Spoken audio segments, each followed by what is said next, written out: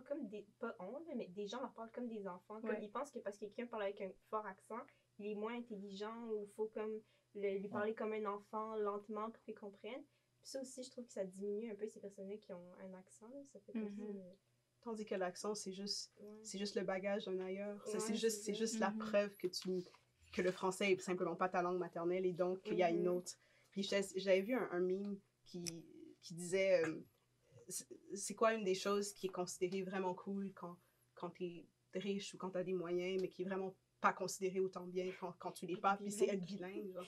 Être bilingue, avoir deux langues, puis avoir justement des couleurs dans la manière dont un excellent spoken word que je vous conseille qui s'appelle Accent de Denise Frohman qui parle de ça puis qui dit la langue de ma mère va pas est remplie de trop de choses, de trop de couleurs, de trop de saveurs pour bend parfaitement bien à l'intérieur des cadres fermés de votre anglais. Donc je trouve que il y a vraiment effectivement une manière de traiter les gens qui sont différentes, mais je sais pas si c'est tant les accents que, encore une fois, les registres de langue, puis comme, qu'est-ce que le registre de ta langue dit sur toi, puis comment tu es capable d'exprimer, puis de faire valoir ton point. J'ai l'impression que les gens te traitent mieux quand ils ont l'impression que, comme, tu es capable de stand on your own, mais quand on a moins ce accent ou pas, simplement quand tu possèdes pas le registre de langue approprié pour naviguer à l'intérieur de telle institution, effectivement, le service va être différent. Je fais du bénévolat avec la clinique juridique itinérante. Donc, on fait des accompagnements de personnes en situation d'itinérance ou des personnes marginalisées à l'intérieur de cette sympathique sphère qu'est la sphère juridique, qu'est le monde juridique. Et il y a un des accompagnements qui m'a marqué dans lequel, en gros, le monsieur avait perdu ses cartes. Et toutes ses cartes, dont sa carte débit, et donc il n'était pas capable juste de fonctionner normalement parce qu'il n'avait plus cette carte-là. Il était allé à l'institution bancaire à de nombreuses reprises. On l'avait reçu de manière cavalière, on l'avait expulsé, on l'avait mis dehors. Puis moi, ainsi qu'une autre clinicienne, on l'a accompagné. Puis en 5 minutes, on est sorti avec la carte débit. C'est nous qui avons fait toute la conversation et tout. Puis quand il est sorti, il s'est mis à pleurer. Puis il était comme, si vous n'aviez pas été là, j'ai pas été reçue de cette façon-là. Puis j'aurais pas été reçue de la même manière. Puis c'est vous demandez la même chose. Exactement la même chose. Puis c'était pas une question d'accent, tu vois. C'était un Québécois. Et quand même, il était traité d'une manière différente parce qu'il ne possédait pas le code. Le code de l'institution qui passe à travers un registre de langue qui devait être utilisé dans tel... Mais il y a aussi tout le physique, parce que dans tel contexte. Il était quand même, genre, sur l'apparence et tout ça, c'était pas la personne la plus maganée non plus, mais je trouve qu'il y avait vraiment quelque chose par rapport à la façon dont nous, on a demandé, dont nous, on s'est présenté, puis entendu l'apparence et tout ça, ça joue. Mais je pense qu'il y avait un élément par rapport à la manière dont on a été en mesure de naviguer cette institution-là par rapport à lui. Puis, toujours sur la question des accents, moi, j'ai toujours trouvé ça un peu frustrant quand les accents sont utilisés comme en punchline de joke, en humour. Il y a une station de radio, là, pour pas la nommer, c'est quoi? Non, mais pour vrai, il y a une qui on écoutait le matin, puis j'avais toujours parce que je trouvais que c'était fait, genre, l'accent était la punchline de la joke. Il n'y avait pas de joke. L'accent était la joke.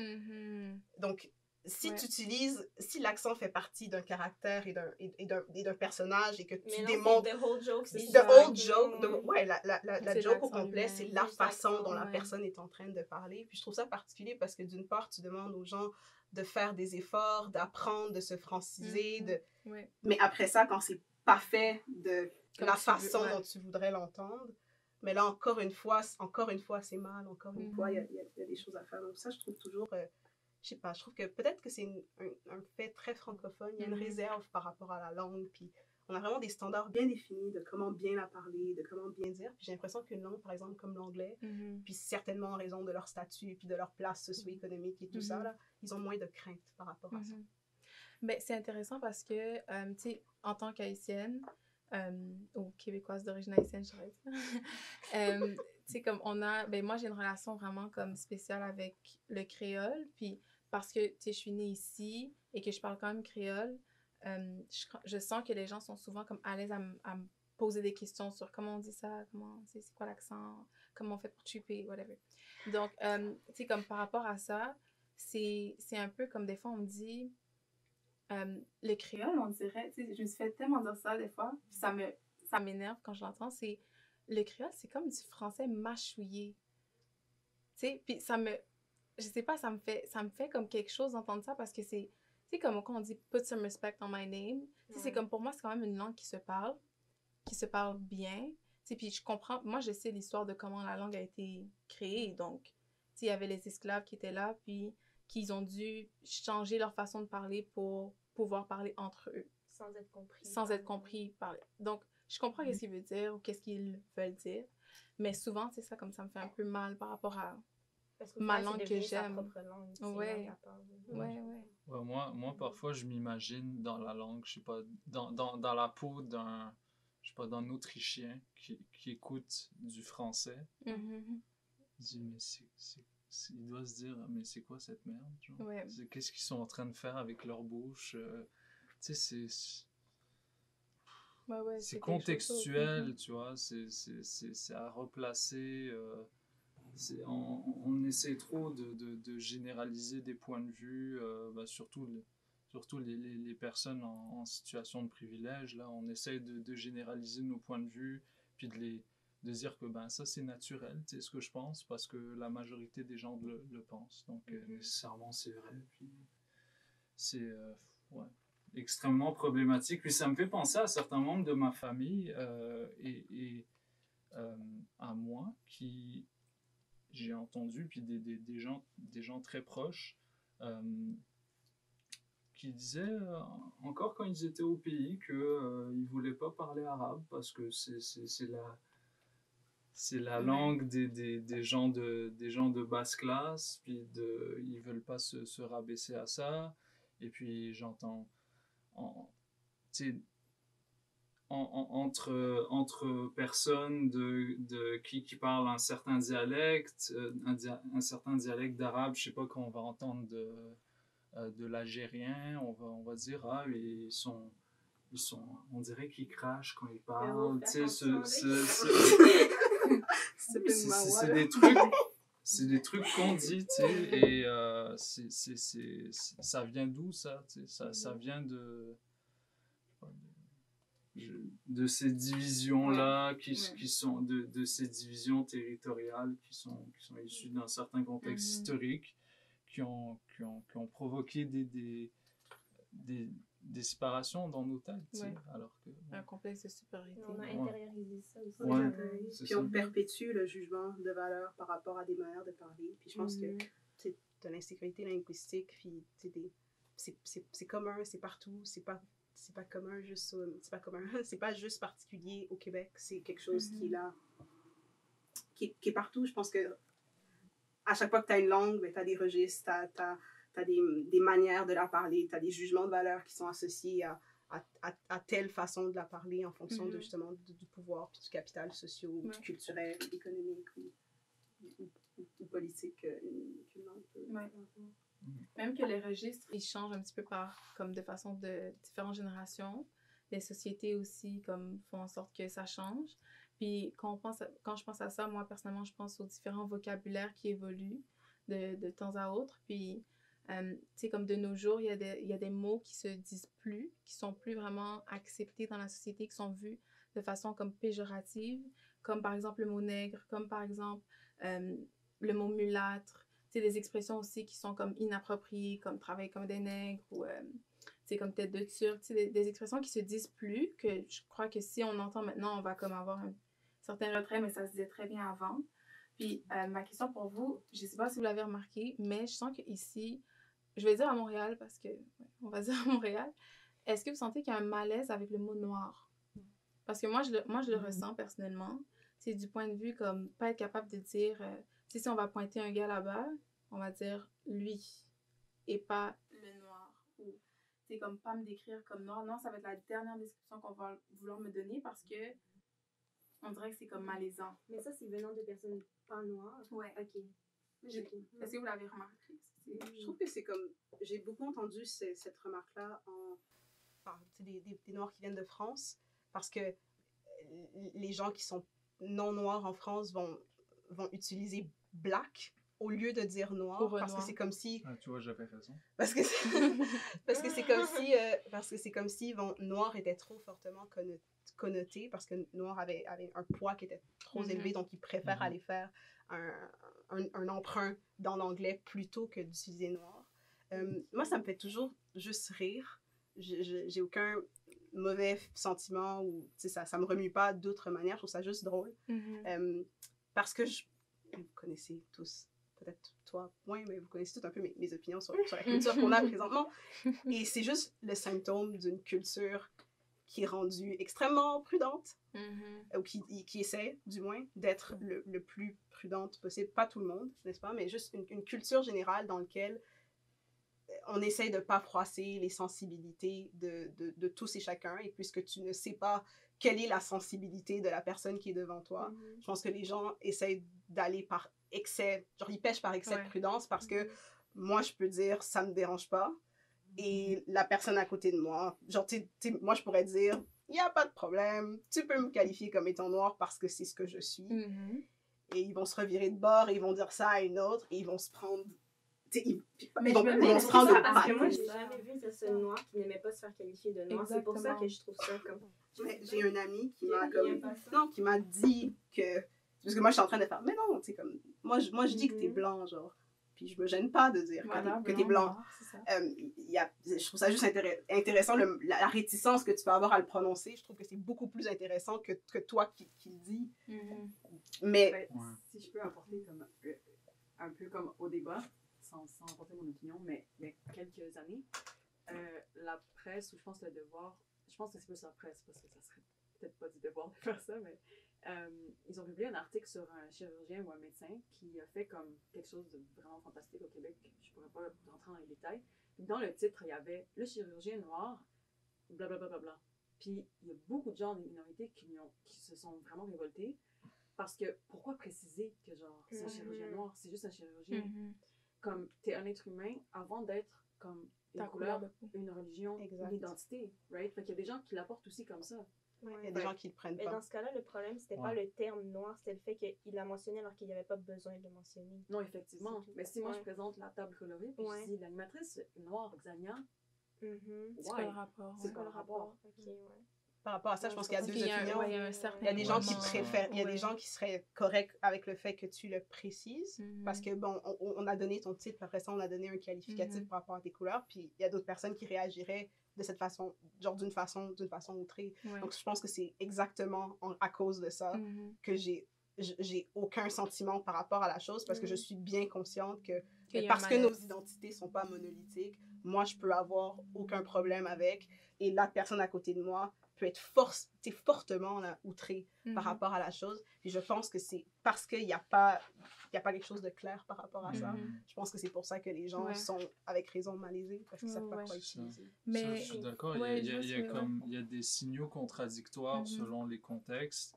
Et tu sais, moi, c'est drôle, mais c'est dans les milieux militants de fortement marqués à gauche que j'ai fréquenté qu'on me disait, ben... pourquoi tu as besoin, genre, tu sais, t'es au téléphone, je suis avec quelqu'un, tu sais, t'arrives pas à me trouver, ben, je suis avec cette personne, elle porte une veste en jean, elle porte un jean. La noire! Ok, tu sais. C'est ça. Puis... Mais genre, moi, mettons, dans ce contexte, je trouve que ça dérange pas. Mais genre, c'est juste une manière de reconnaître la personne. Mais je sais pas s'il y a des gens qui seraient peut-être mal à l'aise avec ça.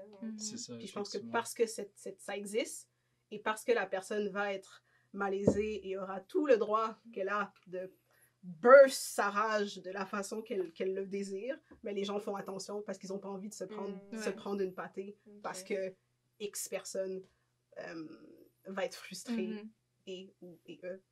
Par rapport à la chose. Mais tu sais, c'est pas pour dénigrer comme, tu sais, l'expérience de quelqu'un qui s'identifie pas comme noir alors que sa couleur de peau est noire, mais je trouve que ça limite une certaine comme fluidité dans, je sais pas, dans les conversations, tu sais, ça emmène une barrière qui a pas besoin d'être là selon moi. Puis moi, bon, je me suis donné vraiment comme devoir de toujours adresser ces choses-là avec les gens. il y a pas longtemps, ça m'est arrivé au travail aussi. Je travaille dans un centre d'hébergement pour les personnes en situation d'itinérance. Et comme il y avait un gars qui n'était pas supposé rentrer parce qu'il n'était pas admis. Puis, tu sais, comme on cherchait c'était qui, tu sais, on cherchait c'était qui, on avait besoin de savoir c'était qui. Puis là, je dis, OK, oui, mais il est où? Il a l'air de quoi? Ben, il est grand. Tu sais, c'est un peu... Donne-moi la couleur. Tu comprends? Tu sais, il a nommé tout. Puis je suis comme, we're in a rush. Can you just... tu sais, parce que là, je suis comme, est-ce qu'il est noir? Oui, c'est ça. Oui, c'est ça. OK, but you know, mais c'était une personne de couleur, mais c'est, je suis comme, mais c'est correct. Je sais pas, tu moi, vois, je suis quand tu toujours dis comme... ça, tu vois, quand je fais ça, je fais exactement la même chose, mais là, je précise.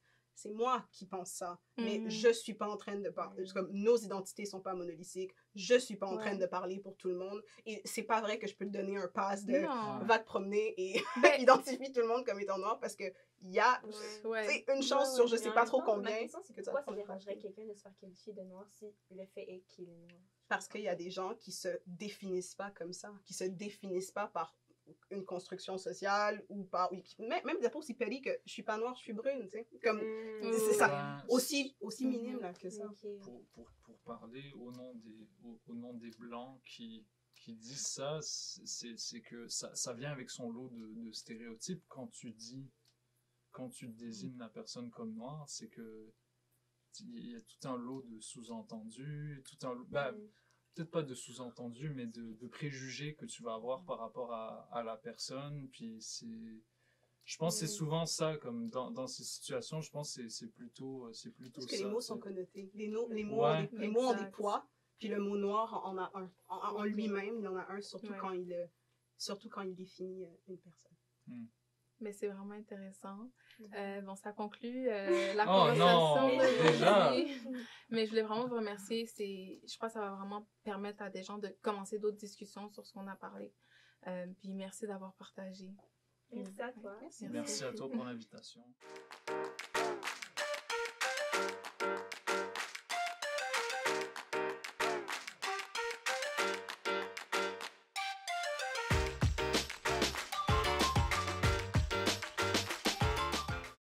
George Floyd, là, toute la question, j'avais fait une grande réflexion sur est-ce que juste l'activisme performatif, puis est-ce que, en tant que personne qui est issue d'une minorité contre racisée, t'en es pas toi aussi un peu coupable, là, dans le sens que, est-ce que tu lis, est-ce que tu as lu les auteurs que tu cites?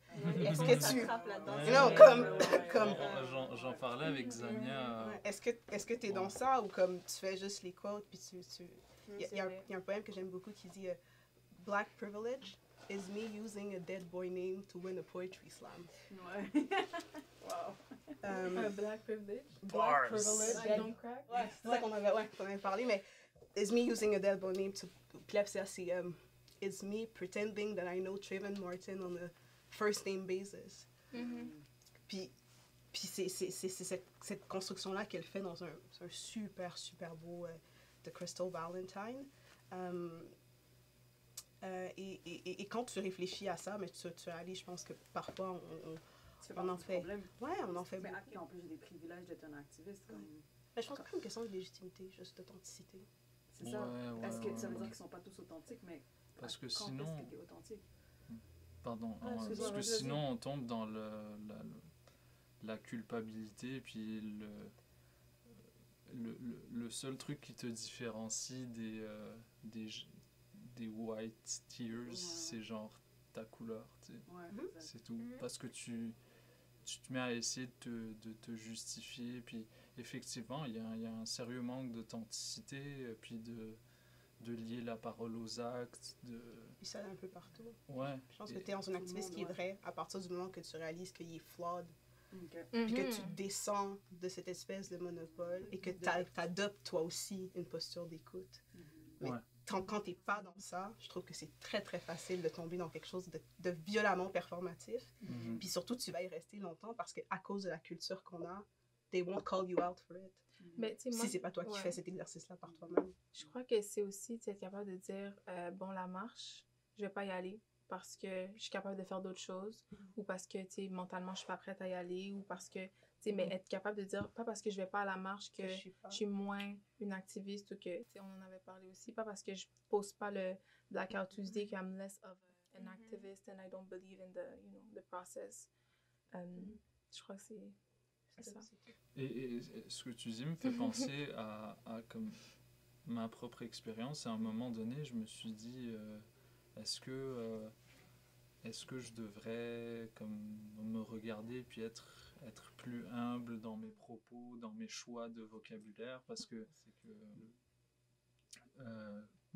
comme on l'a sous-entendu, il y a souvent des gens qui utilisent des concepts sans lire les livres auxquels ils font référence, et puis il y a pas suffisamment justement d'éducation, tu sais, alors d'une part on prône l'éducation, mais d'autre part on te dit attention, tu sais, d'être trop bruyant, puis de sortir tes beaux concepts devant tout le monde. Tu utilises t'es trop privilégié en faisant ça, tu sais. Puis l'appel constant à comme check ses privilèges, c'est une cause sociale qu'on est en train de vivre. C'est pas une somme de comportements individuels qui magiquement va faire qu'on va faire une révolution. C'est aussi dans la solidarité et pas juste vous voyez ce que je veux dire? C'est pas juste moi, il faut que j'apprenne c'est qui Marx pour faire la lutte. Non, c'est comme comment est-ce que tu arrives à te mettre sur la même longueur d'onde que tout le monde pour créer quelque chose. Puis... On sort des grands termes, c'est le fun. Christian Yeo, c'est un homme blanc. Juste pour t'expliquer le profil. Pour t'expliquer le profil et aussi pour t'expliquer comment ça a été reçu, parce que tu connais un peu mes opinions, puis si ça avait été quelqu'un de noir qui l'avait dit... Bon, bref, le fait qu'il soit un homme blanc, c'était déjà problématique. Donc, c'était un homme blanc haïtien? Non, c'est ça. C'est un homme blanc, le plus blanc québécois, de souche blanc. OK. Puis il a parlé d'identité haïtienne? Oui. Donc, tu vois tout ton social justice warrior sense est déjà en train de tickle. Donc, donc c'est un homme blanc qui a osé se prononcer sur l'identité haïtienne. Puis en gros, ce qu'il a fait de façon extrêmement maladroite dans sa chronique, c'est... en gros, il a dit que les Haïtiens prétendaient être noirs en s'associant trop, à son avis, à la culture, admettons, afro-américaine. Prétendaient être noirs? Oui, que c'est comme une espèce de le terme qu'il a utilisé, c'est il se réfugie dans une idéologie racialiste. Ouais. C'est une idéologie, donc c'est mal. C'était ça le sous-entendu. Donc, mettons, vous associez trop à la réalité des Afro-Américains qui tandis s'applique pas Exactement. Tandis qu'on devrait s'identifier à qui? Bien entendu qu'on a plus d'affinité, de proximité peut-être avec toute la richesse de la culture haïtienne à la base qui peut se tenir toute seule. Et aussi, ça c'est un peu les soulignes, avec l'identité québécoise. Tu sais, dans le rapport de l'éternel québécois comme colonisé et non comme colonisateur, mais bref. Ça aussi, c'est particulier. Donc, il fait cette espèce de parce que tu peux être opprimé et opprimé aussi. Ouais, mais ça, il reconnaît. Il est pas dans ça. Moi, j'aimerais juste dire que la chronique s'appelait « Sirat Kai Kap Mangé Kai ». Donc ça, c'est comme une expression déjà qui est en créole. Fait que ça, c'est le titre. Mot pour mot, traduction, c'est le rat de la maison qui finit par manger la maison. C'est-à-dire que tu te détruis de l'intérieur? Ouais. Ok, c'est ça. Mais il faisait référence, c'est comme nous ici, les Haïtiens, qui par exemple vont s'affilier ou peut-être s'associer justement aux Noirs aux États-Unis. Puis à cette identité très raciale. Vous êtes en train de vous autodétruire. Oui, parce qu'on bénéficie plus de notre héritage ici, au Québec, que de s'associer aux Noirs. À l'identité noire américaine. Mais il n'y a pas de Nord américain, c'est noir. Quand il parlait de Nord, il était disait noir. Et si je peux dire, il l'a mis entre incises. Genre, ils prétendent être... C'est comme si il savait que c'était maladroit. Si je peux dire... genre deux incises, entre une incise, ils prétendent être noirs. Pourquoi il n'a pas utilisé le terme afro-américain? Ça aurait déjà été plus... Ça aurait changé. Ça aurait changé un peu. Parce que ça n'a aucun rapport de dire ça.